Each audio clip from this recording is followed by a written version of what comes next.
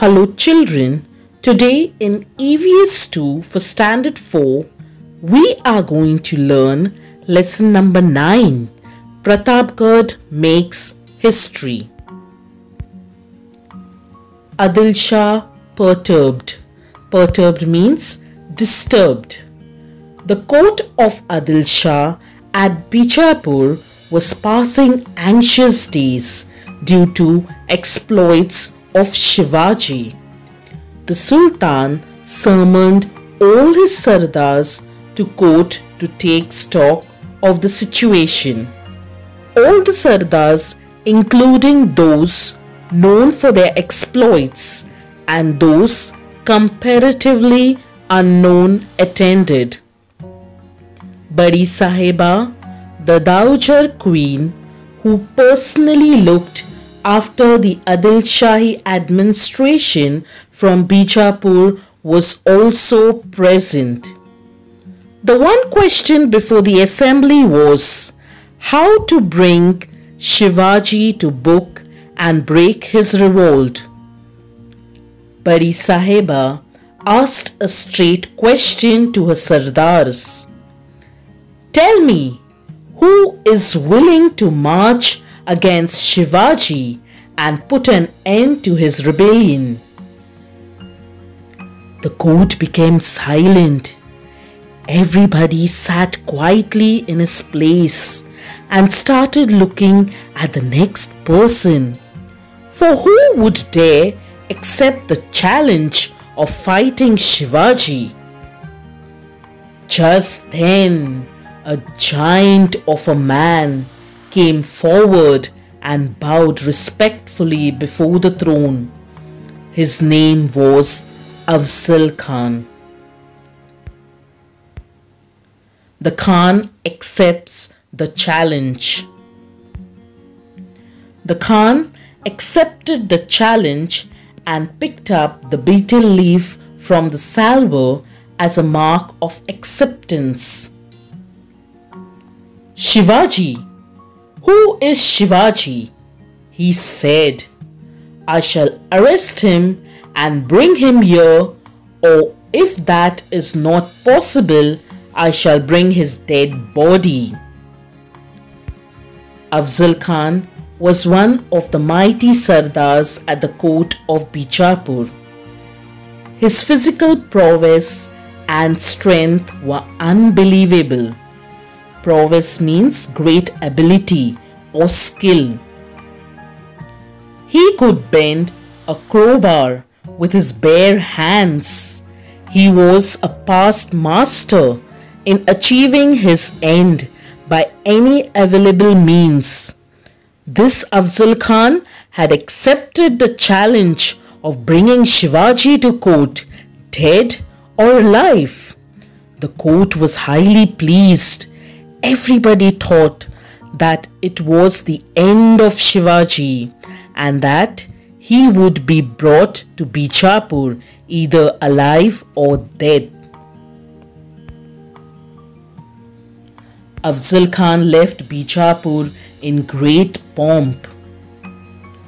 He was accompanied by a huge army fully equipped for battle.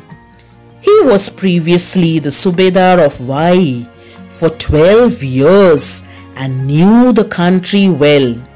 He marched on Maharashtra full of pride and confident of success. Swaraj in danger. At this time, Shivaji was at Rajgarh. He got the news of Afzal Khan's movements. He immediately saw that his Swaraj was in great danger. But he did not lose courage. He knew that the Khan was full of stratagem and had a huge army with him.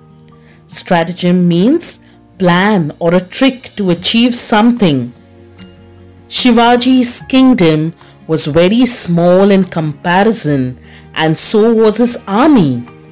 He could not see that he could never hold his own in open battle against the Khan.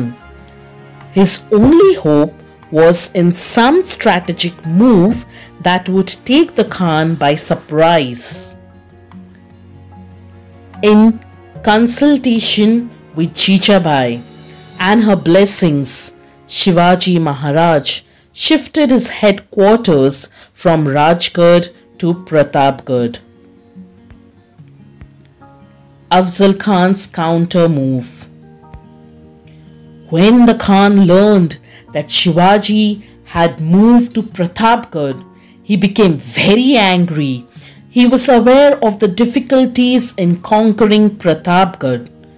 It was surrounded by thick forest and high hills. There was no proper approach road to the fort, and it was very difficult to move his artillery. Besides, the jungle was full of wildlife. The Khan initiated many moves in the hope of bringing Shivaji down to the plains. Afzal Khan attacked the holy cities of Pandharpur and Tuljapur. He harassed the people. He was hopeful that these tactics would bring Shivaji down to the plains. But Shivaji proved too clever for him. He refused to leave Pratapgarh. Then the Khan changed his tactics. In a spirit of apparent friendliness, he sent a message to Shivaji. "You are like a son to me. Come and see me. Return our forts, and I shall see that Adil Shah makes you a Sardar at his court." Tit for tat. Shivaji quickly saw through the Khan's offer. He was taking no chances. He decided somehow to persuade the Khan to come up to the fort. In reply to the Khan's message, he said, "Khan Sahib, I am guilty of having captured your forts. I must have your promise of pardon for this. Please come and meet me at the foothills of Pratapgarh. I am really afraid of coming down to the plains to meet you." This reply of Shivaji pleased Afzal Khan. Passing his fingers through his beard, he smiled and said, "This is good news. What can Shivaji do against the mighty Afzal Khan? He has no guts to fight me. I shall myself go to Pratapgarh and put an end to his life when we meet." So he agreed to Shivaji's proposal. The meeting place. The Machi on Pratapgarh was chosen as the meeting place. A date and time was fixed. It was agreed that each one would be accompanied by a servant and followed by 10 bodyguards at a distance. A special road was constructed for the convenience of the Khan, and a big shamiana put up for the meeting. Every move of Shivaji was marked by great caution. He divided his army into small units. Each unit was told where to hide and when and how to act. He took every measure for safety and left nothing to chance. Many of his advisors tried to dissuade him from meeting the Khan. The Khan's word could not be trusted, but Shivaji brushed aside this advice and decided to meet the Khan as arranged. Before the meeting. On the day of the meeting, Shivaji visited Bhavani's temple in the morning and took darshan. Soon after, he started putting on his ceremonial clothes. He wore his survar and coat of mail.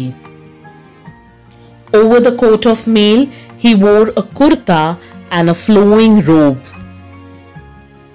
On his head, he placed the jeer-top, that is the helmet, and tied a mandal around it.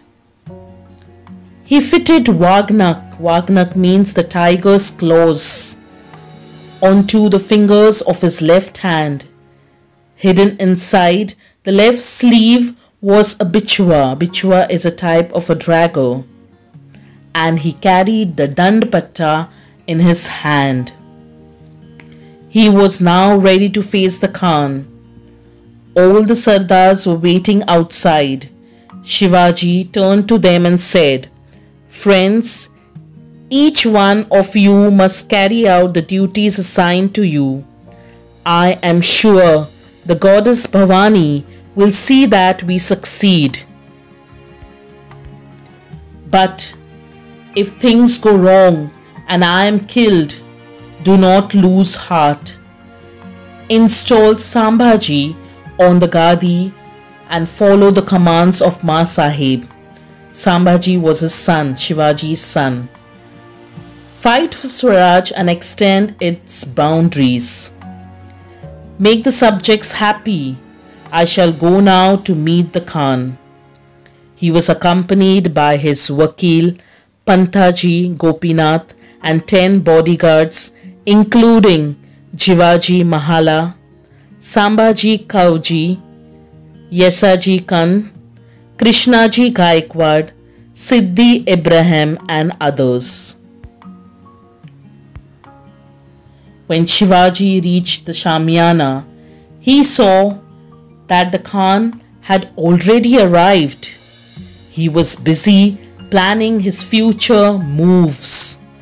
Standing by his side was an armed soldier, Bada Sayyad by name. He was highly skilled in the use of Dandapatta. Shivaji came to the entrance of the Shamiana, but on seeing Bada Sayyad, he stopped and would not proceed further. The Khan asked Shivaji's Vakil why Shivaji stood at the entrance instead of coming in. The Vakil said, "He is afraid of Bada Sayyad. Please ask him to go away." Bada Sayyad moved away and Shivaji stepped in. The Khan got up and said, "Come, Shivaji Raje, let us embrace each other as a mark of our friendship." The struggle with the Khan. Shivaji Maharaj consciously took a step forward and the Khan took him in his embrace. Compared to the giant Khan, Shivaji was short. He reached only as far as the Khan's chest.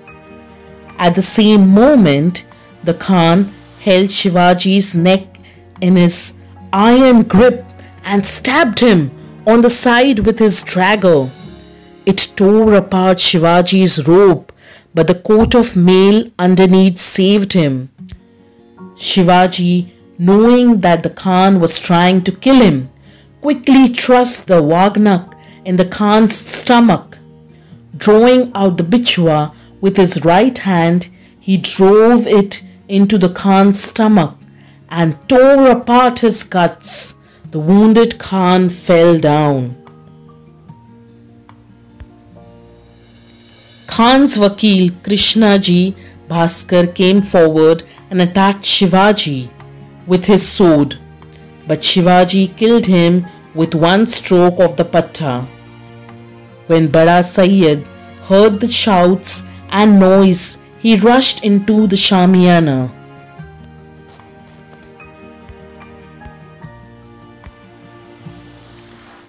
As he was about to strike Shivaji, Jivaji Mahala came between them and killed Bada Sayyid with one stroke.